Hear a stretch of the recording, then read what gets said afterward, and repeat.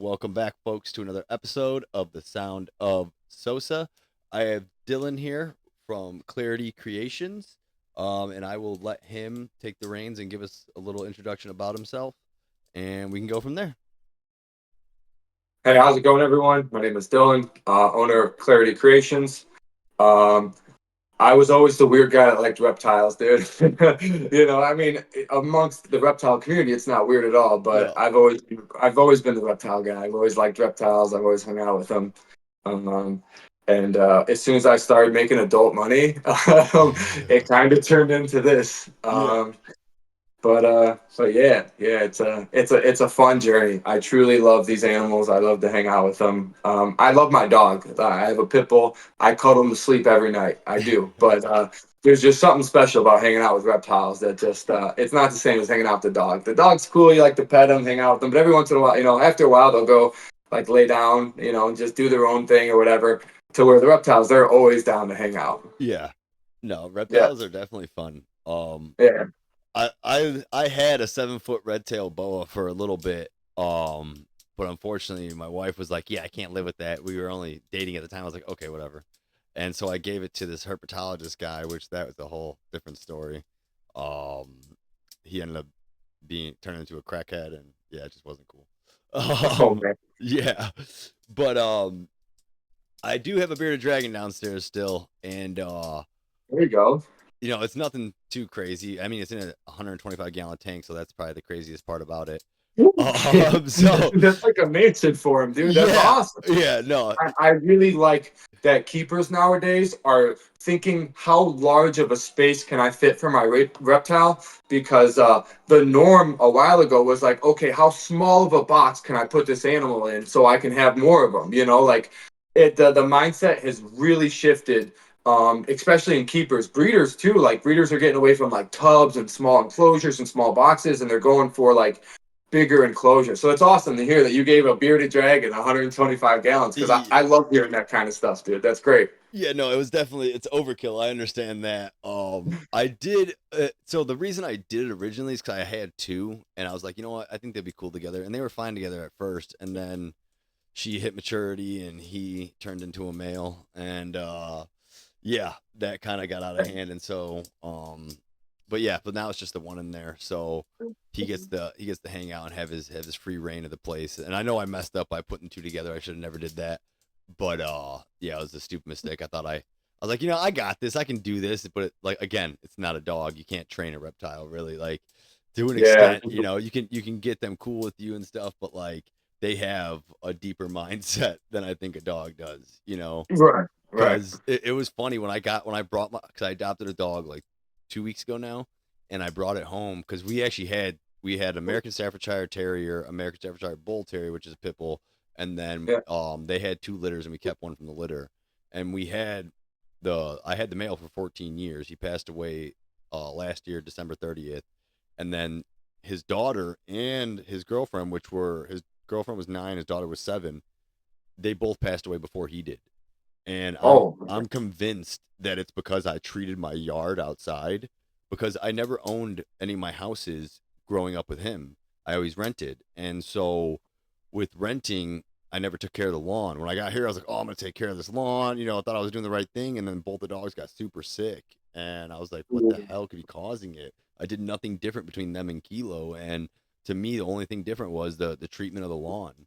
And they would always yeah. eat, they eat grass when they get hungry for it or whatever. But with this dog, when I brought him home, my bearded dragon like instantly like puffed up and was staring at him like, "Dude, you never did this with the other dogs. Like, what's going on?" He instantly knew that he was there though. I was like, "Whoa, that's pretty aware." But Yeah, for he's sure. also he's a hype. Like if you take him outside, his third eye is super sensitive, so he goes like buck wild as soon as he gets in the sun. Yeah, But yeah. so what do you got hanging around your neck there? Oh, this is Medusa. She is our 2.5-year-old super dwarf reticulated python. So I'm really bad with like interviews and public speaking and all that good stuff, but I wasn't very descriptive. We breed and sell super dwarf reticulated pythons. We also have gargoyle geckos. Um, I have a few. I call them my leftover pets from when I was a hobbyist. When I was a hobbyist, I collected one of every animal. It started off as in my bedroom. Then it had a closet. Then we bought a bigger house just to give them their own room. And then we bought another house and they had half of a basement. So like I remember we started our company in 2023, December of 2023. So it's about, a couple months, 6 months, a year before that. I remember walking down there and I was like, I loved it. It was awesome. But like I had a desert climate down here and tropical and a boreal here and then burrowing over here. Like it was cool, but it got to be like the different feeding schedules and temperatures and spraying habits. Like it got to be a lot to juggle and a lot to handle. So I decided I was like, I don't want to give this up. I truly love the animals, and I also seen the financial part of it too. It's like how much I'm spending on the electric, the feeding, the crickets, the rats, like all that. And I was like, how could I turn this into something I still love and enjoy, but still instead of dumping money into it, make some money off of it. Turn it into a side hustle and a hobby. And that's why I spent a good amount of time deciding like which animals I wanted to pursue because I had rainbow boas. I had blue tongue skinks. I had emerald swifts. I had crocodile skinks, leopard geckos, gargoyle geckos, Lechianus geckos. I had a lot of stuff, dude. And like it really wasn't hard for me to decide the super dwarfs. They were like a super easy pick. Just because their personality, dude, they're so great. They're so fun to interact with. And then I chose the gargoyle geckos because I really like the horns that come out on their head. I love the reds and the blacks and the saturations and the reticulated versus the striped. And not everybody's a snake person. I've learned the hard way that not everybody likes snakes, no matter how hard I try. Like my goal before to sell you anything is to get you to love this animal. Like realize like it's not a mean animal. It's cool. It's nice. Like I get more joy out of turning the haters and the scared people into like even if you don't say I love snakes, like just being okay to hold them and be cool around them. Like I get way more excitement and joy out of that than I do selling animals. Like I do, don't get me wrong, I love giving someone like the perfect baby and getting the pictures and watching them grow up, and I do enjoy that. But there's some about just turning somebody who's like deathly afraid of a snake into like, okay, I'm gonna hold it. Wow, this is a beautiful animal. I'm like, yes, success. Yeah. So that's what I really enjoy. No, that's awesome because that should be the part that you try to thrive for because that's where you're gonna find your true happiness at. You know what I mean? Like Yeah, money is one thing, but it comes and goes, with time. absolutely, dude. And so Absolutely. finding that true, that pinnacle point of what will make you happy is what's important. And it's Yeah. good that you can do it with making other people happy because that's another thing too. It's like, people climb to success and they do it by climbing over people and in the turn it's like what do you have now, you know what I mean, Yeah. what have you done? And so it's always good to be able to also take a hobby and monetize it because at that point you're working but you're working doing what you love, and everyone knows the old adage, if you love what you do you don't work a day in your life, you Yes, know sir. and so that's one thing that I truly enjoy, and you can see your enthusiasm about it too. It's definitely Yeah. awesome. So the dwarf part, what is the dwarf part in them? What is that descriptive of? Okay, so again, I'm not a genius. I've been in the Super Dwarf game for about 4 years, so I'm still learning all the time. I'm always, getting educated and stuff like that. From Yeah, from my understanding, the last 4 years, right, is the mainland, a normal reticulated python is the longest snake in the world, and it originates from Indonesia. yeah, So the super dwarfs, they're from the islands surrounding Indonesia. So there's islands called Madu, Kalitoa, Karampa, Kayawati, and these islands are different sizes. And these snakes, the mainlands, made it to these islands, whether it's storm or tide or whatever. And then over many generations of time, they had less water, less food available on the island, so they shrunk genetically. So basically, what they say is the smaller the island, the smaller the locality of animal that will come from there. So, for example, Karampa is the smallest locality that we recognize, and the island is much smaller than Kalitoa or Kayawati.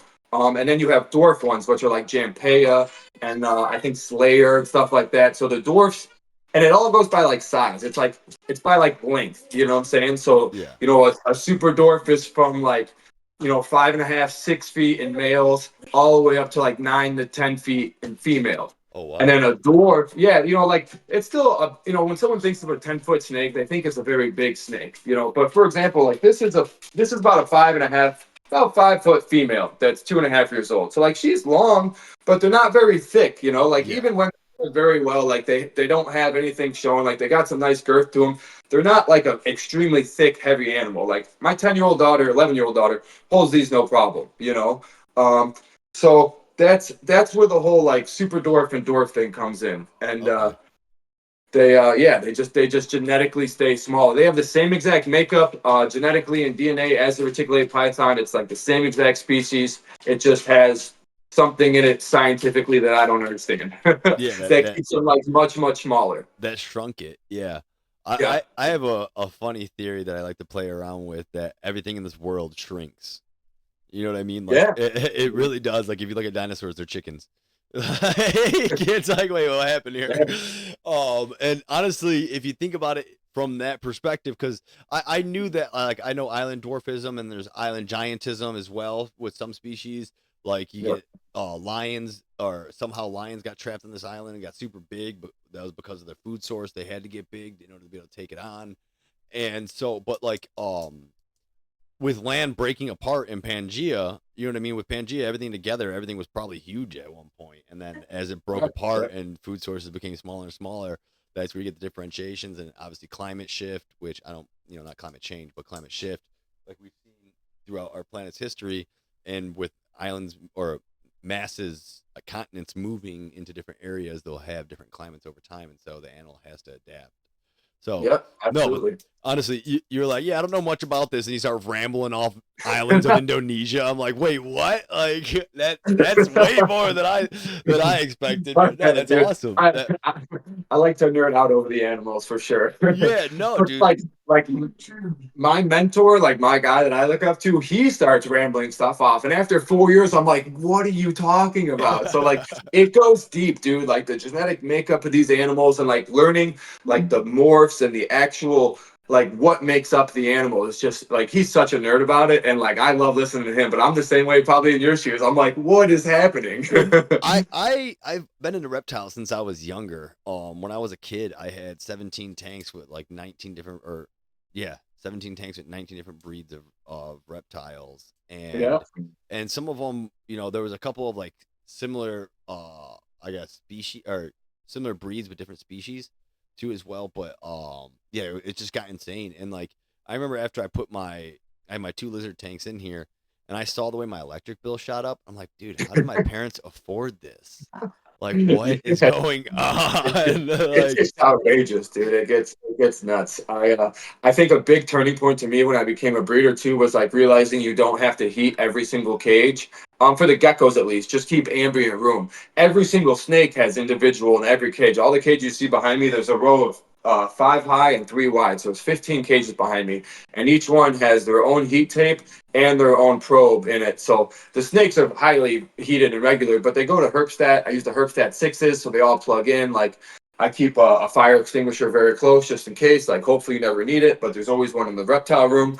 yeah, But yeah, it definitely helped a lot with the geckos. Like having like heat tape here, and it's too hot for the geckos, you got to raise it up and then change it, and like it was when I turned into like the 15 cages you see here, it used to be like two of this brand, two of that brand, three of this brand, one of that brand, and like that was a mess. Like if I spin you around, I have two cages over there that are still like a different brand that I yeah, have my rainbow boas in. I still kept them. I couldn't get rid of the rainbow boas. I got a male and a female. They're just like my pets. I don't care if they ever breed or whatever, but I couldn't get rid of them. The female is my very first snake. I was actually afraid of snakes. I always loved geckos. I always loved frogs. I always like really enjoyed reptiles, but I always had like a fear of just snakes. Like that one thing, like I was afraid of it. So I went and conquered my fear one day. I was like one day I was like, I'm gonna go buy a snake, dude. And I went to the Chicago House of Reptiles. Brian Potter owns it right here in Chicago. I went there, and the lady seen me, and she's like, why are your palms sweating? Like, why do you look so sweaty and nervous? I was like, I'm kind of afraid of this thing. She's like, I'm not selling you a snake if you won't even hold it. You can't be afraid of it. So she made me hold it for like a second. I'm like, all right, I'm good. I'm good.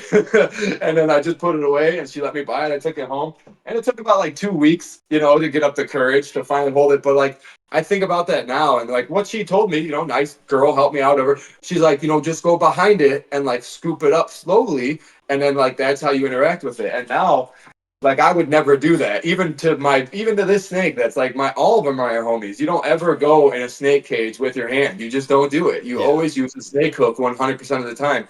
And the one time that I didn't use a snake hook was a little baby, like a 1-year-old baby I have in the bottom cage here. I was just like grabbing her out, and sure enough, she got me. And I was like, well, that's my own fault because I didn't listen to my own advice, and that's always use a snake hook when handling an animal.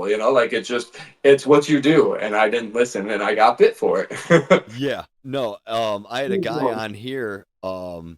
Oh yeah, they'll get wrapped up quick. Oh yeah. Oh, dude, she loves to explore, dude. She loves getting out and just hanging out. When we used to keep my red tail boa out on our necks when we play like Guitar Hero and stuff. Like me and my buddies would switch off with her. And I remember the one day we were in a major jam session on Guitar Hero, and all of a sudden I look back and she's wrapped around the I-beam. I'm like, son of a bitch, how are we gonna do this? Oops, sorry, I apologize. That's But all no, right, yeah. dude. So like it took all three of us to sit there and wrap. We'd hand her tail over, wrap it, hand her tail over. Like it Oh, took yeah. like a good 2 hours to get her down. Yeah, She the bigger ones definitely. Like I got a 9 foot female back here. You might be able to see a little bit of her body crawling around. That was the mom of our clutch last year, and she got like I put her in the tub. She went to clean the cage. She went in the tub, stuck her head out, went boom right under the couch, and just wrapped around something under the couch. And all I could do was pretty much like hold her. It was like, come on out. Like she's trying to get away, and I'm just like trying to like go hand over hand, like don't go in there more. And you're pretty much at the mercy of her because how strong is you don't want to hurt the animal and you don't want them going all the way in there because then you got a real problem. So like I remember wrestling with her for like 15 minutes, dude, just like trying to nicely get her on out from under the couch. Like you got to go back in your cage. Come on over. they're quick too, man, and they're smart. when, yeah, when you put them on the ground, like everyone's holding them and they're like, "Oh, how fast is it?" Like it can't be that fast. It's moving all slow around you. I'm like, set it down in the grass and see how fast it is. Oh, this thing will be going quick. Yeah. Um, we've over the years I've dealt with a bunch of different reptiles, and we had a friend named Emma who had a little snake. She just wanted to get something to have it, and so I forget what it was. It was a black snake though. It might have just been a. I don't think it was a gardener. It was something, but it was a black snake, and we called it Burnout because we put it on the ottoman. It would just couldn't move, and it would just go and go and go. Okay, we got you, buddy. Absolutely. But I that was the funniest thing I think I've ever seen a snake do is just sit there and move, and it couldn't move, But Yeah. I mean, we would only do it every so often when it would take it out of its tank. But it was it. I could see that being almost like torture to the thing, like what's going on? Why can't I move? So Yeah, I call it going wet noodle. We had a red tailed boa too for a while. It was like the second snake we got. My wife picked it out, and it would never hold on like this. It would never ever latch on. Anytime you held it, it would just go. And like the more I learned about the species, that like that's a common thing with that species that they don't really like to hold on. They're more of like a let's go species. It's yeah, not like the retics that anchor with their like a little thumb on their tail and they just curiously go around. The red tails, they're just like let's go. yeah. But yeah, I know what you're talking about for sure because he would do that all the time. He would just take off any chance he got. Yeah, no, it makes it a little bit interesting. Definitely got to be aware of what's around you too. There was an instance I had with a rat one time, and um, this snake was really good with rats. Like I didn't have to knock him out really ever, but I must have picked out Master Splinter because this thing was like jumping all over the tank. It literally did a point blank jump on a 55-gallon tank from the bottom to the one spot it could grab because it was a wooden lid that was secure that was used like some type of bolt to like secure it down so he wouldn't push out or she wouldn't push out. Yeah. And there was only the mesh wire in one spot for the heat lamp. And he Okay. somehow jumped and grabbed right onto that thing. And like I was 17 at the time, I think. And Yeah. one of my buddies was down there and he stabbed the freaking rat with a fork trying to stop it. And the thing just Oh, jumped down and kept going. So finally I reached my hand in there and grabbed it and just smacked it and knocked it out. And that was the second time I had to knock it out though. The first time I Well, knocked it out, man, that's it woke up right as the snake was like striking at it and jumped out of the way. I'm like, what? so. I wish we Oh had man, he was a cameras back fighter, then. dude. Yeah, no, it was definitely he was training turtles in his off time, I think.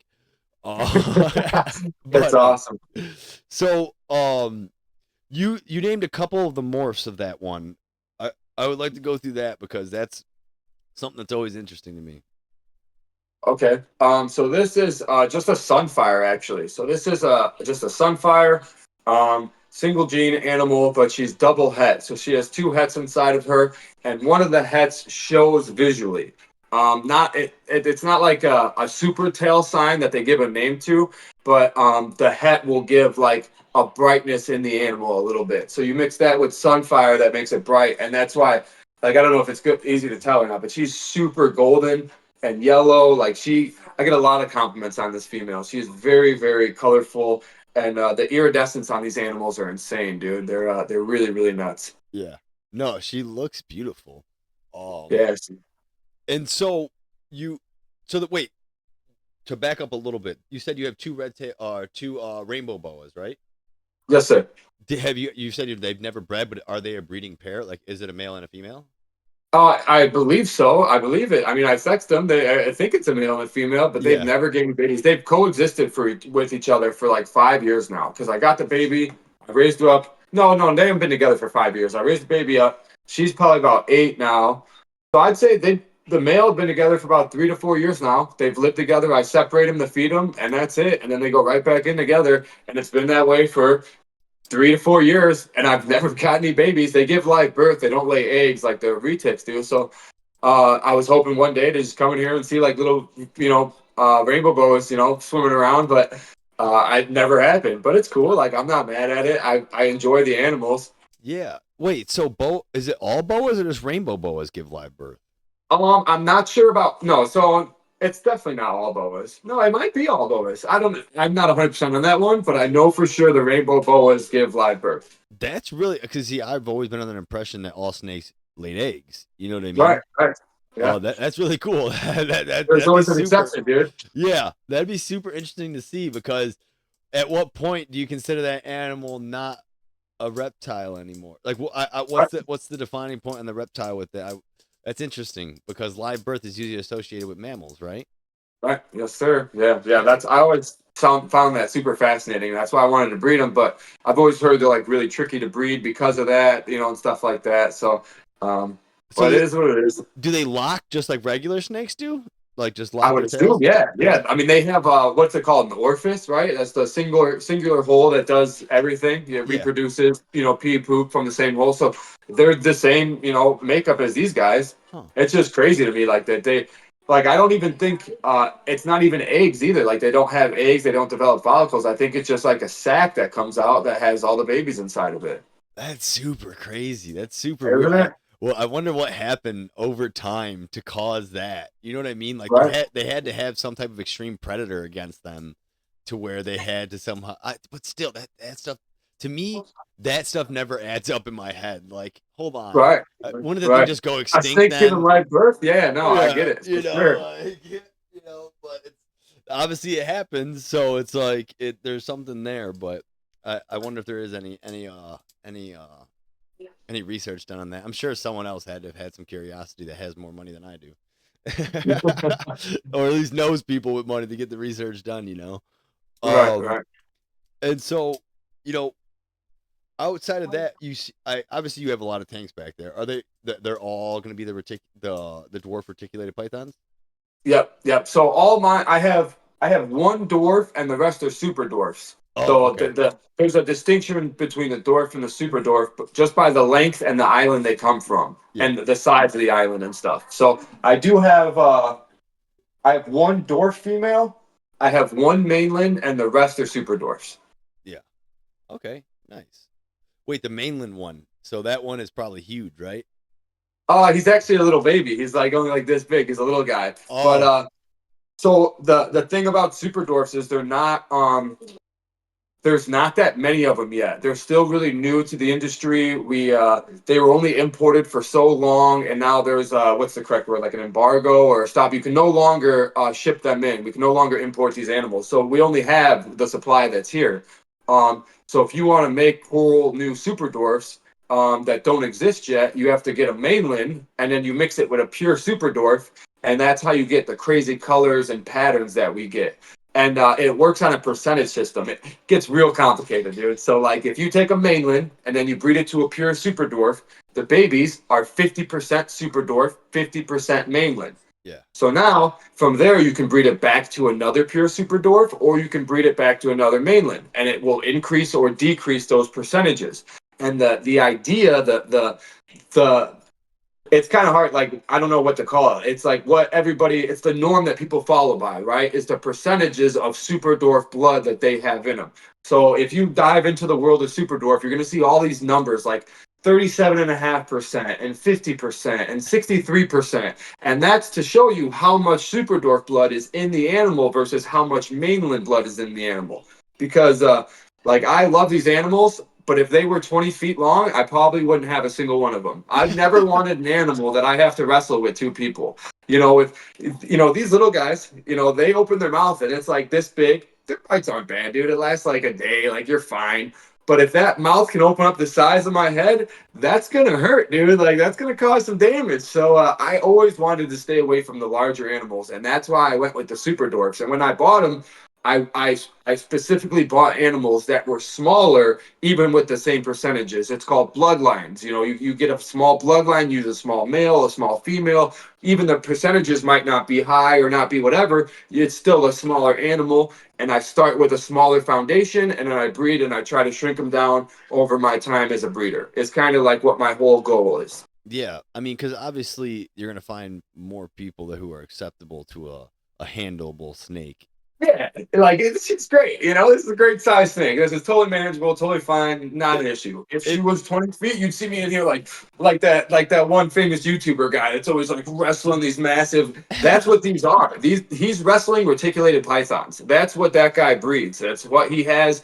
They're this big around. They're massive. They're long. Those are mainlands with very large bloodline that have been very, very much overfed to get that size. yeah, For sure. But if you get a super dwarf and you feed it, I want to say the term correctly, but that's all relative to what you and I or whoever believes is the correct way to feed them. Because in the wild, realistically, they might go 3 months without a meal. They might find 3 meals in one day. They go by what they can find in the wild and they take food when they can get it. And if they can't get it, then they just go without. So everyone has their own idea of what the correct way to feed these guys are. So, like, I feed them the way that I like to feed them, and some other person might be like, "That's way too much," or "That's way too little," you know. But yeah, I personally do believe, just like dogs, a lot of dogs and snakes and animals that we kept are overweight. They are kept, they're fed too much, they are obese.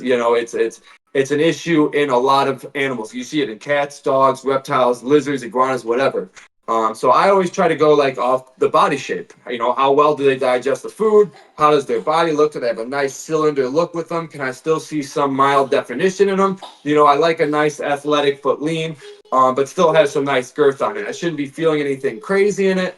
And that's kind of just what I go off of. Some animals eat more than others just because they digest faster. yeah.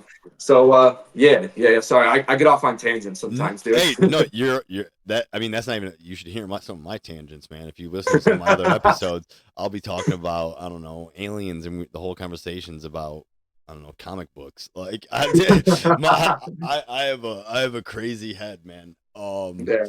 So yeah, no, you are perfectly on topic with what you're talking about. um, so so have you had like any diseases with them? Like not like they're cannibal to you, like or I didn't say that right. Not that you can be contaminated with. But like I know at one point I had two leopard geckos in a tank together. One was like the giant one, and then one was a smaller one. But they got that like crust over their eyes, and I don't know. I was young, and so I can't exactly speak to how observant I was of those two out of the other 19. Um, but it it ravaged them so quickly, and I couldn't even do anything to try. Like I felt like as soon as I saw it, I started trying to get it treated, but I couldn't get it to ever turn around. And then like I couldn't even use that tank anymore because I felt like after I used it, I don't know if it was just where it was, but I think it like I cleaned it out, everything, got another leopard gecko, and the same thing happened, but it was like a quicker. Oh man. And so like I have no idea what caused it, but I stopped using the tank. I threw the tank away, and then I never Yeah. bought a leopard gecko after that because I noticed it when the tail started to shrink. I'm like, so why aren't you eating? Because that's where you store your fat. And then after that, there was like a little buildup in the corner of their mouth and in the corner of their eye that I didn't notice that the vet noticed, and I was like, dude, this is crazy. But I don't know if you've ever had anything happen that I don't know if snakes have things like that happen to them.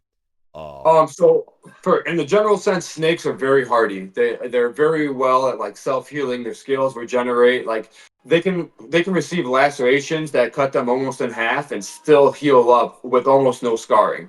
They're extremely resilient. Basically, it's gonna live or it's gonna die. It's kind of like what I've been taught, what I've been told. They can get infections, they can get sick. The most thing that a lot of people that own big collections you talk about is mites. They get like mites in their animals. I've been fortunate enough, knock on wood, to never have them in my collection. But I also have undiagnosed mild OCD. I wash my hands probably 3 to 5 times a day. It's just a thing I do. So my cages I clean every single week. Not to say anything, like still something can happen. I never say never you, never say it's not me, but I've been lucky so far, and I think that's partly to do with the cleanliness. Not saying, against anyone else that's had mites or had an issue before, that they're not taking care of their animals or not being clean, because it can happen to anybody. But yeah, we've been lucky so far. When I first became a keeper, that rainbow boa, she started getting like black scales on her underbelly. And I Googled it, and of course, it's like scale rot, your snake's dying. Like, go to the emergency room right now. So I took her to the vet. I got something called, I believe it's called, man, it's not chlorhexidine. Maybe it's iodine or something like that. It's a really black, it's like a black, stinky substance. You mix it with water. I soaked it with her, and she shed her skin, and it was completely gone. So that was like the worst scare that I've had, and that was probably 8 years ago now, 7 years ago now. So You I've think it was I've from been the heat fortunate pad? so far. You think it was Huh? from? You think it was from a heat pad, probably? It could have been, to be honest with you, because it was probably belly heat, or it might have been just her sitting in too wet. Because I use paper now. I don't use substrate anymore, and I think that's also is what helps. Because a lot of the substrate is what holds, like, they're Moisture. peeing in there, you're not noticing it. They're pooing in there, you're not noticing it, and it's just building up the mites and the liquid and stuff. And I think that all played with it. I Yeah. do really love the naturalistic look of cork bark and like wood chips and stuff in there for the animals, and I think it's great.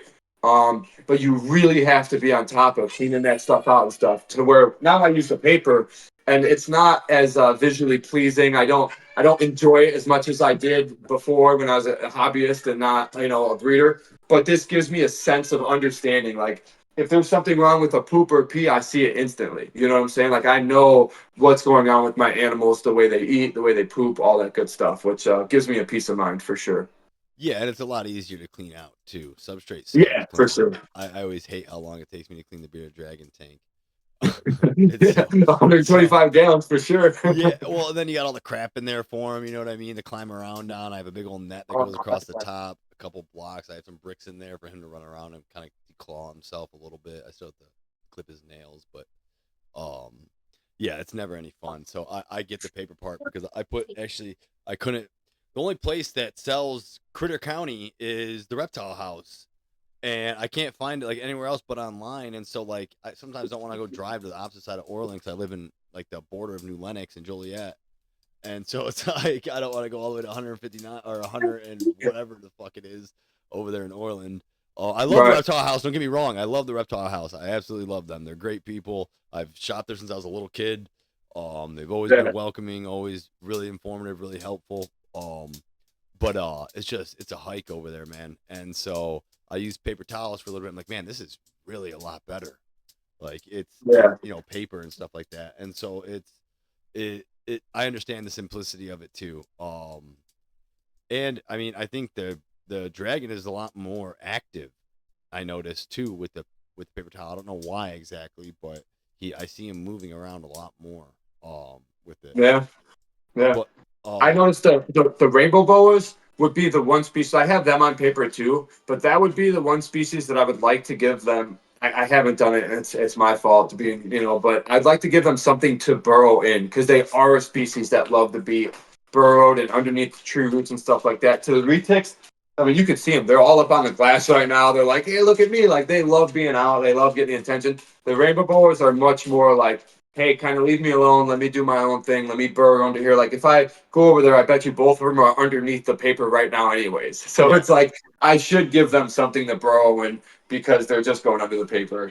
So what would you give them? What would you put in I there? don't know. Just I've been dirt? thinking about looking up the cypress moss Okay. or cypress mulch. I think it is. That's like that white stuff that people use. Yeah. And I've heard a lot of good reviews about that stuff. That it's not so sustainable to mites and issues and having mold and stuff like that in it. And it's the big thing too that I noticed when I was using because when I first started, I was using what is it the big blocks like cocoa bark or whatever, cocoa brick or whatever, and you Yeah. put it in the water and you break it apart.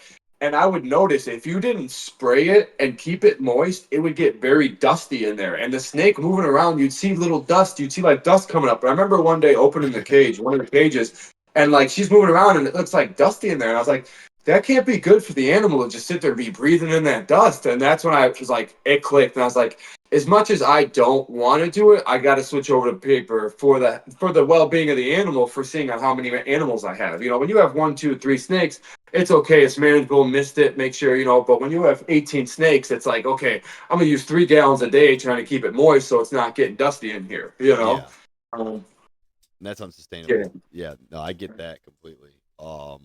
That's the balance of finding that your sweet spot too, especially with breeding.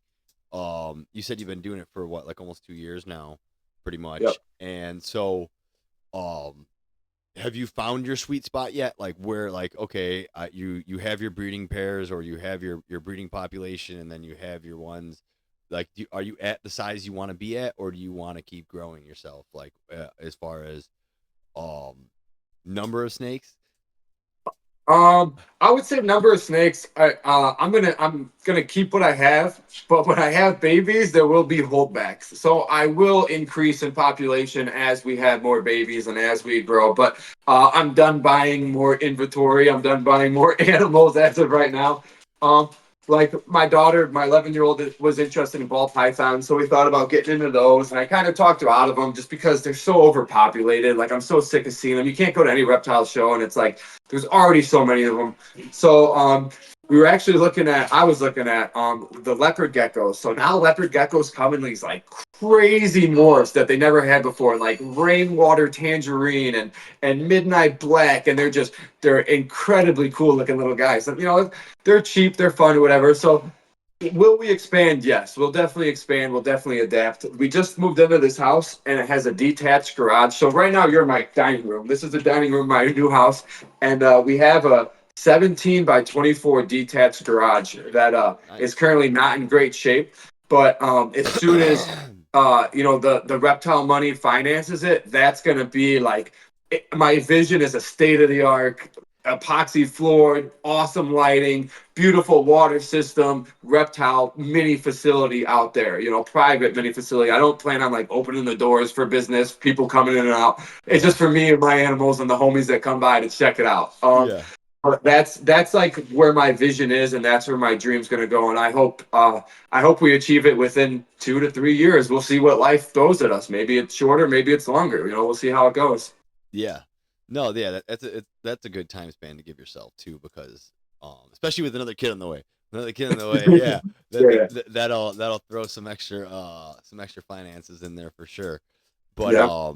it definitely, so it, as you said, what are some of the morphs of the reticulated pythons? Because I can see the one that you said, Sunfire. I heard that one, and then Yeah.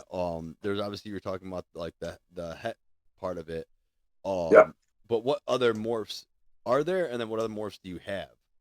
Oh man. Okay. So there are a lot of morphs, dude, and there's like new morphs coming out like all the time too. Like new stuff is being created. So there's a lot to keep up with it. But I work a lot with anery stuff, albino stuff. which an anery takes the color out of a snake. I believe it takes the red pigment. Or yeah, again, I'm not a genius on this stuff. I'm still trying to learn, but I believe it takes like the red pigment, or it takes a certain color pigment out of the animal, and it creates it to be like a black and gray. Like it makes it really cool. Like anery stuff is awesome. It sucks the color out of the animal. And an albino is the other way. It takes, but it shoves a bunch more color into it, so it makes it super, super bright. So when you mix the two together, you make something called a snow, and a snow is mind blowing. It's sick. So I work with a lot of anery, a lot of albino, a lot of snow stuff. But my main project, my main chase is called a cow. And a cow, a reticulated python cow morph is an all white snake. It comes out as a baby and it's completely white with blue eyes. And every time it sheds, it gets another black and yellow spot on it. And it just keeps getting these spots as it gets older. And as it, like I'm talking 10, 15 years, as it gets older, it'll eventually become an all black and yellow snake with white dots. So it'll reverse from the way that it came out. And it's unbelievably amazing, and I'm in love with that animal. And since I've been starting this, that's been my dream. And they didn't exist in super dwarfs yet. There's a chase to make them. So now they're just now starting to come out. There's a few people that have made them, but I'm a couple of years behind. She is one of them that's going to make those for me. And I have another one too that's going to make those for me. And I got two more that'll make those for me. So eventually, that's what I want to be known for, is the guy that makes the cows. That's where I would like to be. So we'll see, what the future holds. But that's only, like I said, about 4 females I have tied up to that. So I have many other things going on. I have many other genes. There's Sunfire, Platinum, Golden Child. I have Indo Caramel. I have Motley.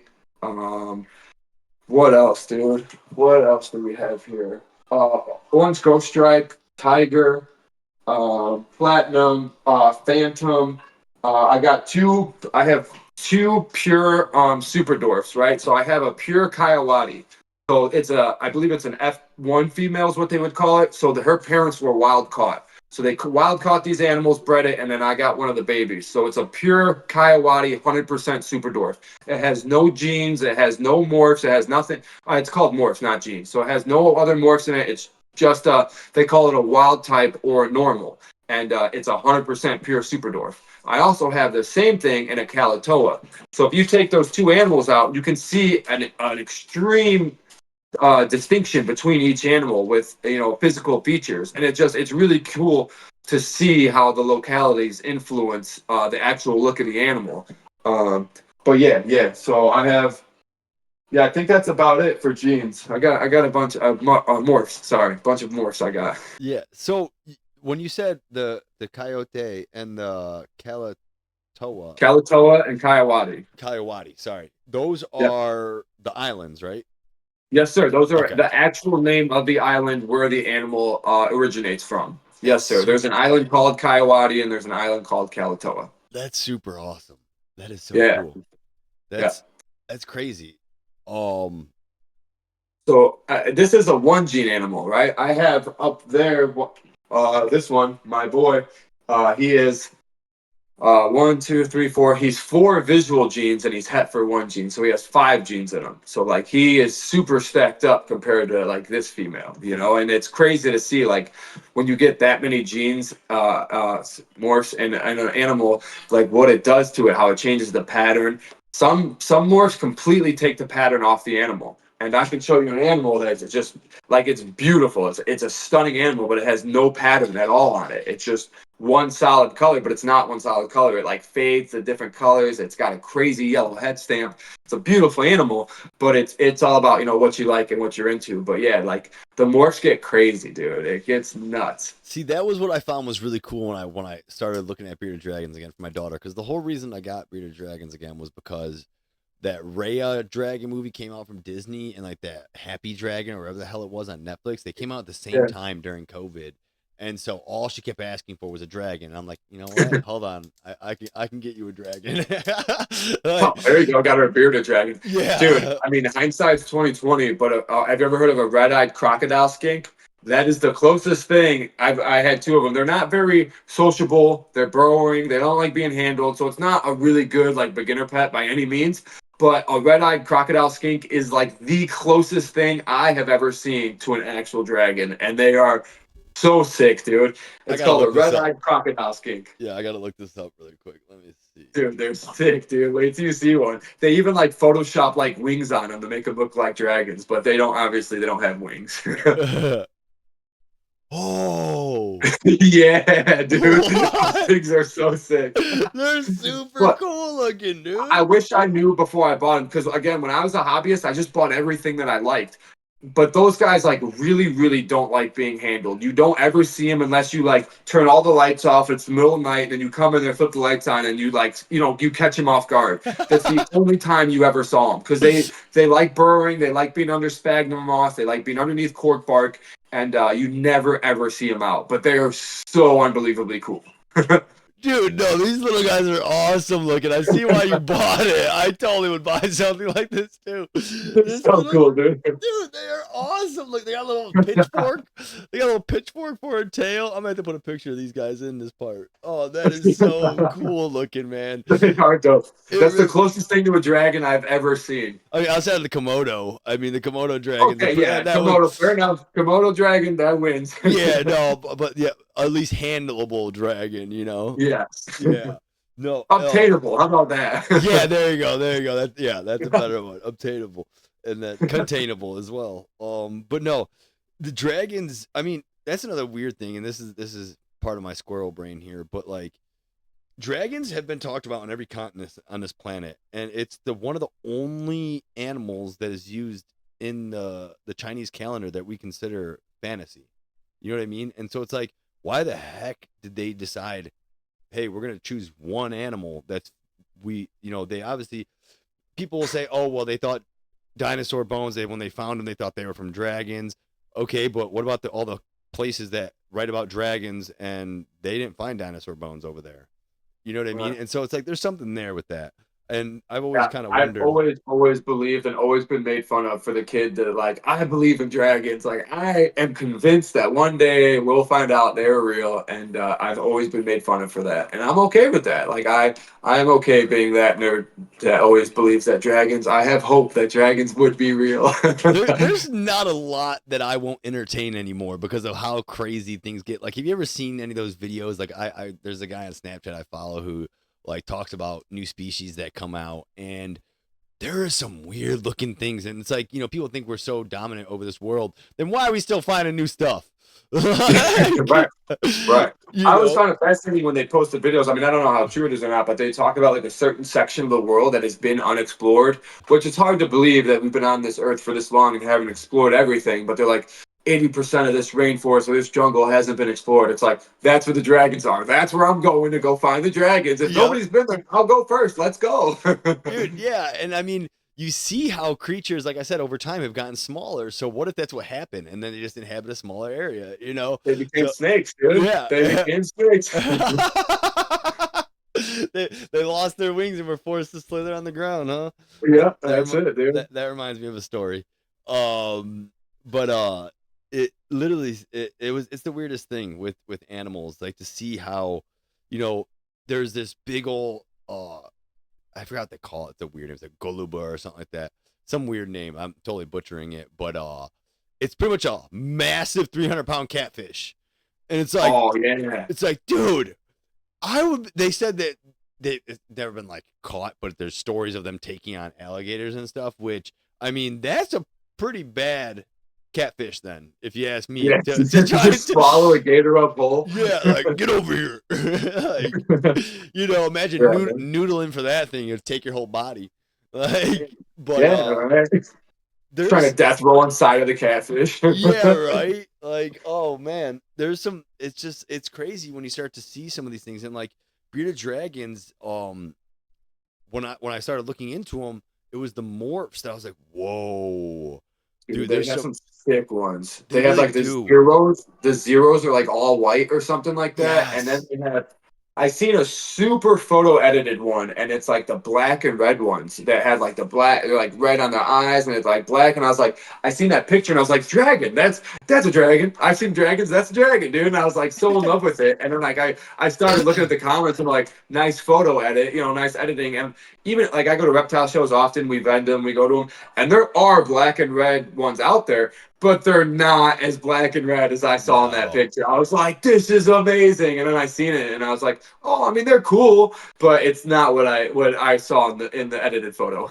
No, yeah, and it's weird too because like I had if you have a bearded dragon with clear nails, I think if I'm not mistaken, I could be wrong.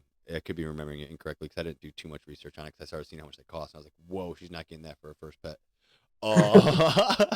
And so if I'm not mistaken, if they have clear nails, that's a sign that they have almost every morph inside of them, Oh, and sure. and mine had clear black and then like uh it was like a dark it wasn't black but it was the one that passed away, but she had the clear and black nails for sure. I can't remember what the third one was. And then as well she had like yellow, she had orange and red in Oh, wow. her. Yeah, no, That's all. she was super super cool looking.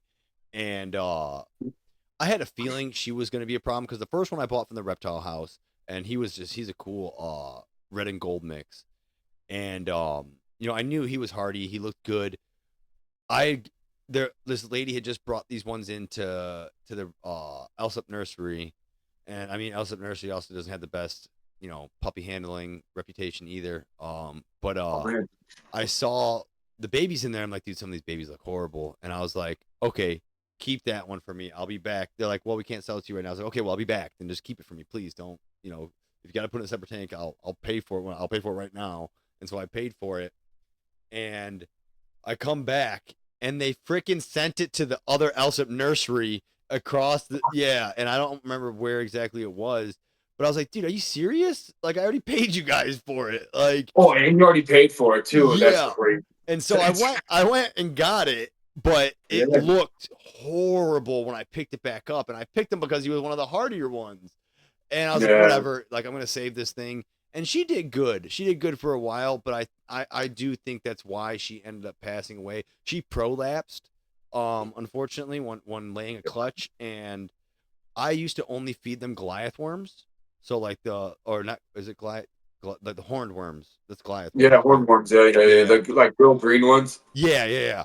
And so I would only feed them because I found this place, Triple L Reptile, that used to do them in 50 packs, but then during COVID they switched to 100 packs, and I could sustain, I could eat, I could burn, or it was like maybe 100. You would end up getting like 160 because they would say 20 to 30 came in a thing.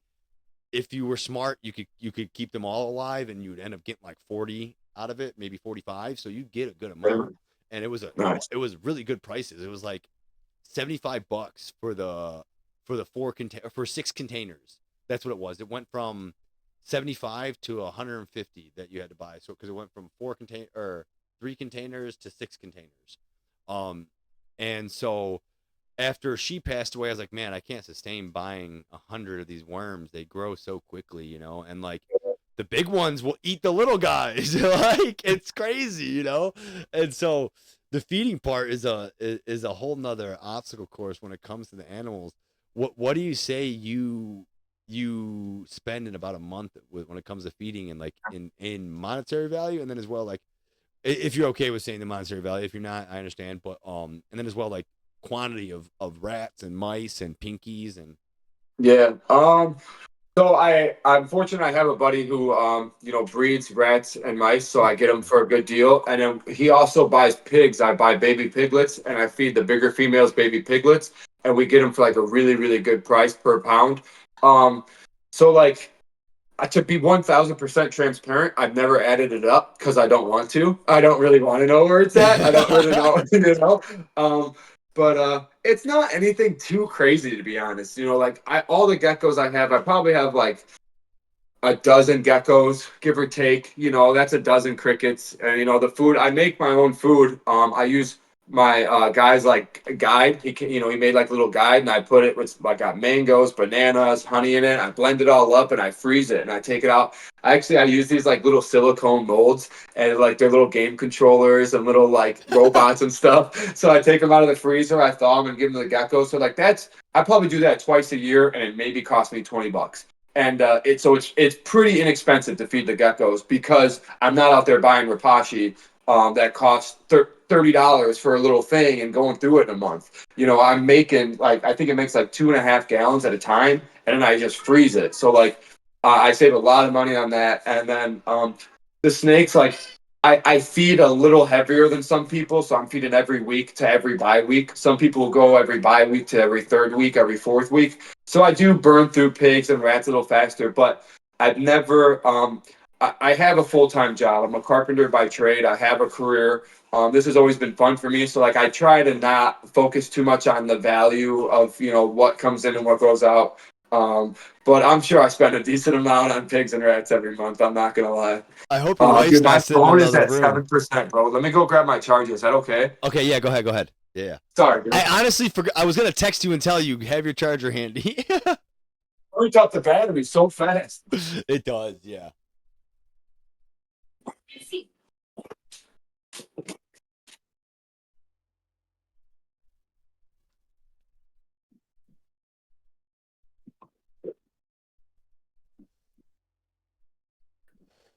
Is there an extension cord somewhere? Oh, this thing will work. This thing will get there.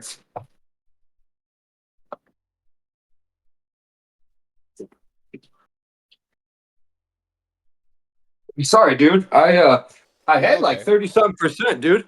You're okay. Did I get it? Boom, charging. All right, cool. Let me straighten you back out a little bit. And we are back in it, dude. All right, sorry. It's Oh man, that's super crooked. it's a little tilted, yeah. Oh boy. All right, let me try to plug it in from this way. Maybe that'll help. Oh boy. That's good. Try to plug it in. Sorry, dude. All right. How's that? Is that good? Yeah, that'll do. All right. Heck yeah. All right, cool. All right. Cool. So yeah, some of the costs can definitely get a little up there. It's good that you know someone that does that though, because that's kind of how I've been looking at life a little bit more too. I've been like, I've been looking at cow prices and stuff like that. Because I want to start buying everything in bulk. Because that's the better way to do it, anyways. And 100%. and I mean, with reptiles, there's the light bulbs. That has to be a whole another ball game too. Like in the light strips and everything like that. Have you found any way to kind of mitigate that cost because those bulbs are expensive? No, so all the cages have heat tape, right? It's Okay. you know what heat tape is, right? Yeah. So I got the heat tape, and then it's actually my buddy Garrett designed these cages, and I just love the design so much. I just went with all of them, and they have the heat tape, and there's a plastic, um, real thin, almost like a FRP kind of material that we screw in there to protect the heat tape. So that way, it's in the cage, but it's up there where the snake can't get to it, so it radiates more down. But no, dude, like each heat tape costs like $20, and I got 15 of them, and then the herp stats are like 700-800 bucks a piece. I got 4 of them, so like that. It's pricey. I just set up my incubator a couple days ago because the breeding season's starting, and things are starting to look good, and I really want to invest in these little they're like little mini boxes that read the temperature and the humidity.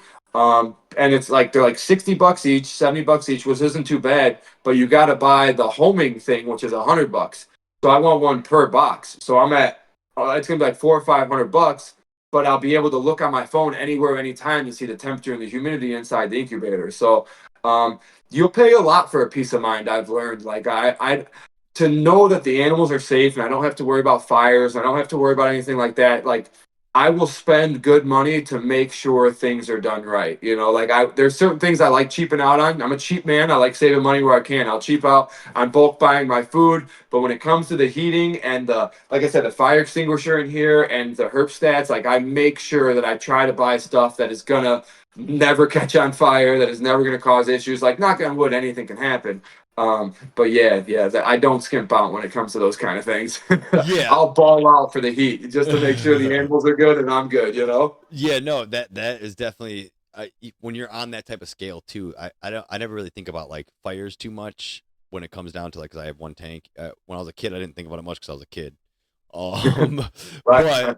that I mean, now that I think about it, now that you say that, my setups definitely probably weren't safe. I wasn't thinking about like watt Dude, loadage. I wasn't thinking about, okay, how many things have I plugged in on this one breaker? Like right, I you're just like GFCI, all right, cool, plug in this three-way and then an extension cord and another three-way and then just make it work. And like throw a I couple have six definitely strips in been there. guilty of yeah, I've definitely been guilty of doing that. But now like as a tradesman, I'm a carpenter, I'm friends with electricians. I understand, the loads per outlet and circuits and how you gotta spread stuff off. I'm still a little ignorant to that stuff, but I know enough to be like, hey, I probably shouldn't plug these three herpstats into one outlet, you know? Yeah. Um so yeah, we definitely spread it out a little bit around here to make sure it's at least as safe as can be.